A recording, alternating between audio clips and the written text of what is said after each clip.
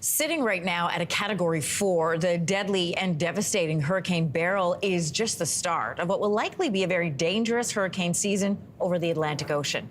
Beryl has already broken several records. It's the earliest Category 5 storm ever recorded in the Atlantic Ocean. That's just one of them. Joining us this morning, very early from Boulder, Colorado, on what to expect this season is Sam Lillo. He's a hurricane expert and on the forecast team engineer at DTN. Good morning. Thanks for joining us. Good morning. Thanks for having me. So you've probably been watching this too. We mentioned Beryl is early for a Cat 5, which is where it was sitting yesterday. What are the conditions that were leading to this? The main culprit is the extremely warm temperatures across the Atlantic Ocean. We're talking about temperatures that are about 1 to 2 degrees Celsius above normal, which might not sound like a lot, but every degree has that much more fuel available for the hurricanes to work with. And we're talking about temperatures, ocean temperatures, that are closer to that of middle of September, which is the core of the hurricane season when these type of storms are more common. And so this is really what's allowing storms like Beryl to happen so early in the season. The Atlantic hurricane season, we know this year is going to be above average. The National Oceanic and Atmospheric Administration, or NOAA, predicts that there's going to be 17 to 25 named storms. And for context, that's an average season sits at around 14, so we could max it at 25. Why will there be so many storms this year?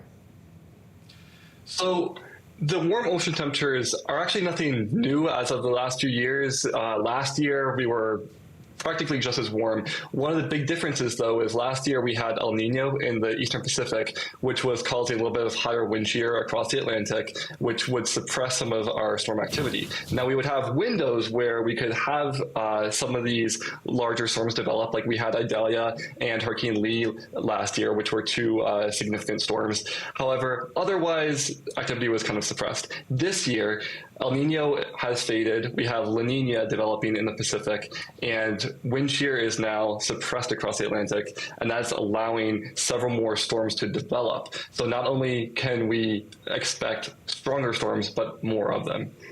How is climate change related to the high number of intense hurricanes that we're seeing, like Beryl as an example? Sure. Ocean temperatures continue to be on the rise, and this is over the last several decades, and we're expecting to see this continue over the next several decades to come. And like I said before, 1 degree Celsius makes all the difference. So the amount of energy that's available to a hurricane exponentially increases with every degree the ocean warms. And what this really does is it raises the maximum potential intensity of a storm. So basically, the same storm located where it's at in the Eastern Caribbean, for example, with Beryl right now, 2 decades ago, would not be expected to be able to intensify to the level that it's at today. And 2 decades from now, could be even stronger.